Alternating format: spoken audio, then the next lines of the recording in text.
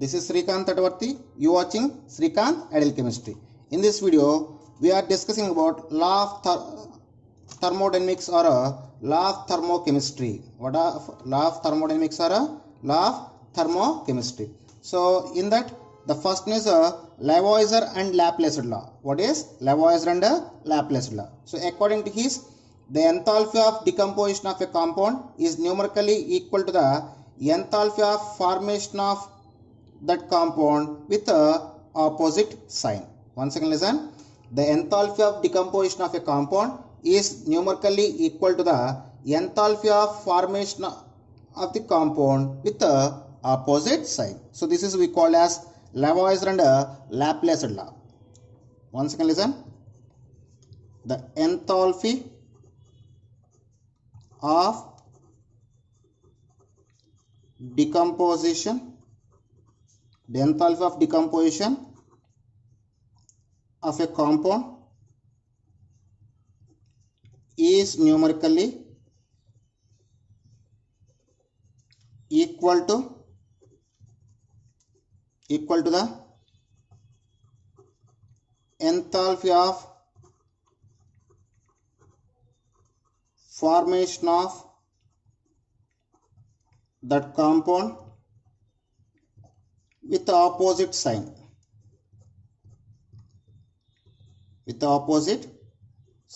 So this is we call as Lavoisier Laplace law. So I will explain this thing with one example.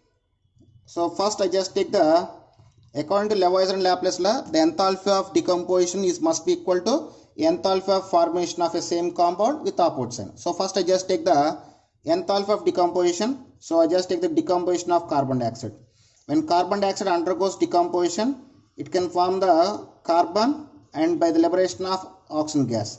Here delta H is equal to plus 94.3 kilocalories. So this is the indication of decomposition of carbon dioxide. Suppose if you take the formation of carbon dioxide, when carbon burnt in presence of oxygen, it can form the carbon dioxide. So here delta H is equal minus 94.3 kilocalories.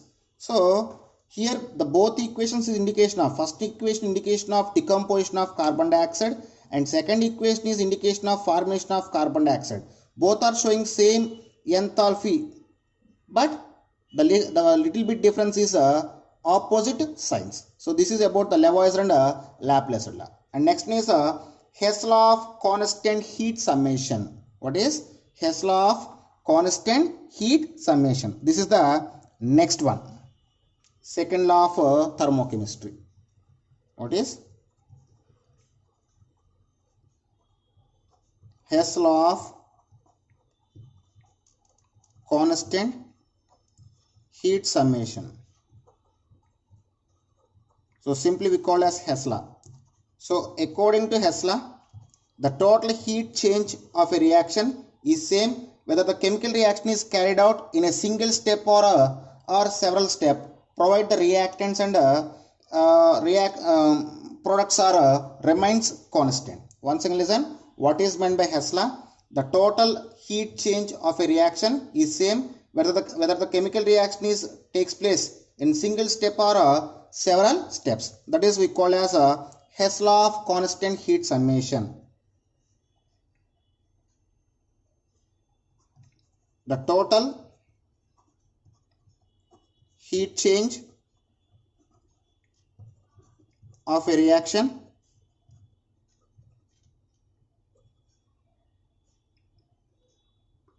is the same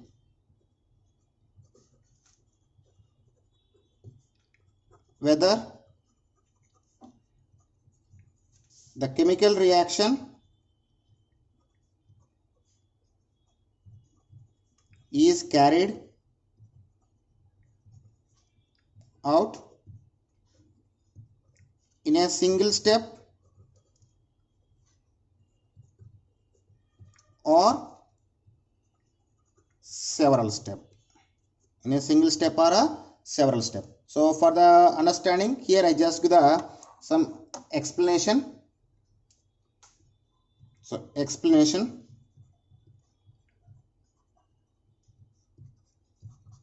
So let us suppose a reactant A can be converted into the product D in a two different paths. One is in single step, and another one is the reactant A convert into the B and then into the C and then into the D. So for your better understanding, I just explain with a diagram. So just wait a moment. So here I just take the reactant A. The reactant A is converted into the reactant D in two paths. So this is path 1. In path 1, the reactant A is directly converted into the product D. Okay. In path B, the reactant A is converted into the B first. After it is converted into the C. After it is converted into the D. So this is we take as path 2. In the path 1, the change in heat is taken as minus Q.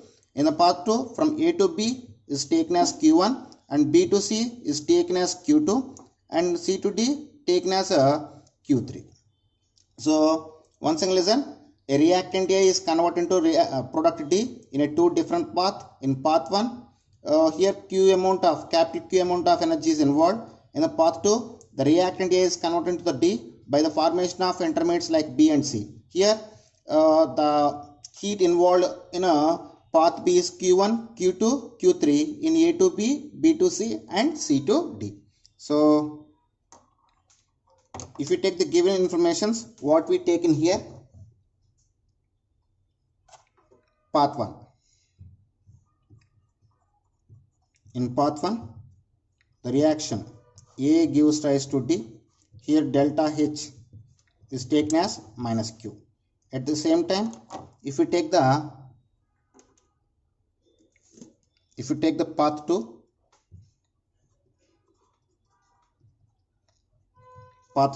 here three steps involved. Step 1, A to B. Here delta H1 is taken as minus Q1. Second one, B to C. Here delta H2 taken as minus Q2. And third one, C to D. Here delta H3 is taken as minus Q3. So this is the involved in a conversion of reactant A into reactant D in two different paths, path 1 and path 2. So according to Hessler, the total heat change in a reaction, whether reaction takes place in single step or several step, must be equal. I mean minus capital Q is equal to sum of the Q1, Q2 and Q3. So now according to Hessler,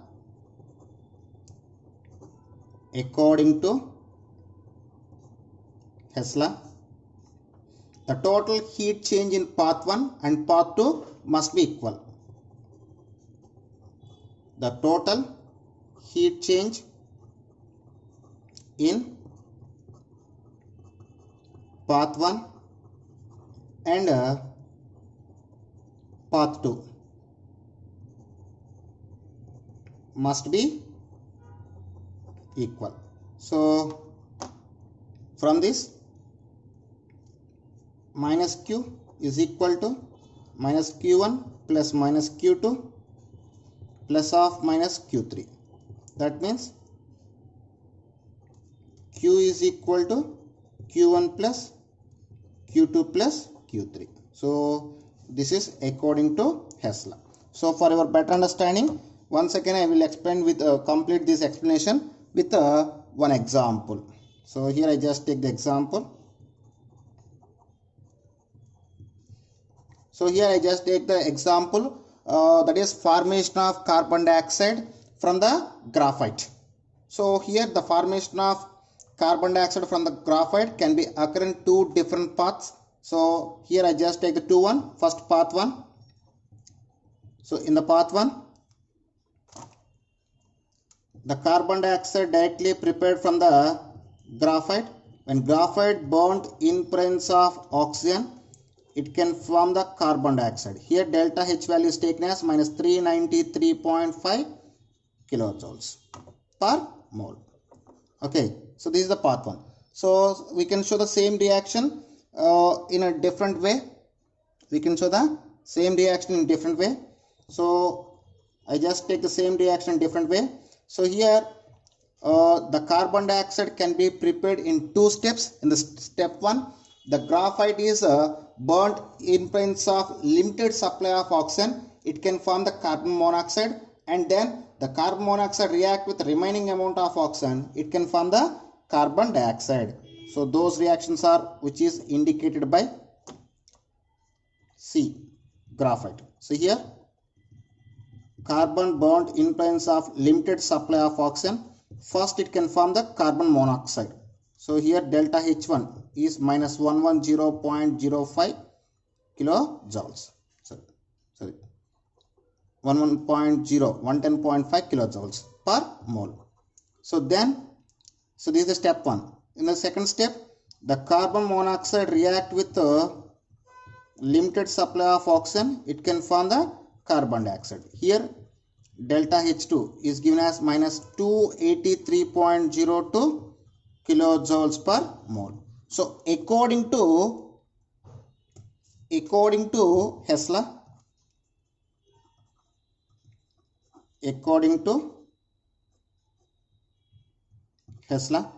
here both paths are indication of formation of carbon dioxide, but in path 1 we just form the carbon dioxide in a single step. In path 2 the carbon dioxide can be formed in 2 steps. So according to Hessler, delta H1 must be equal to delta H1 plus delta H2.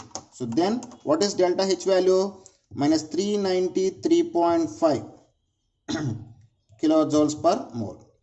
So here delta H1 value minus 110.5 kilojoules plus into minus of 283.02 kilojoules per mole.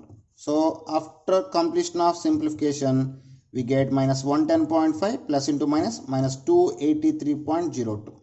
Finally, we get minus 393.5 kilojoules per mole. So based on the Hessler, the enthalpy change during the chemical reaction in single path is equal to multiple paths. So this is about the Hessler of constant of heat summation.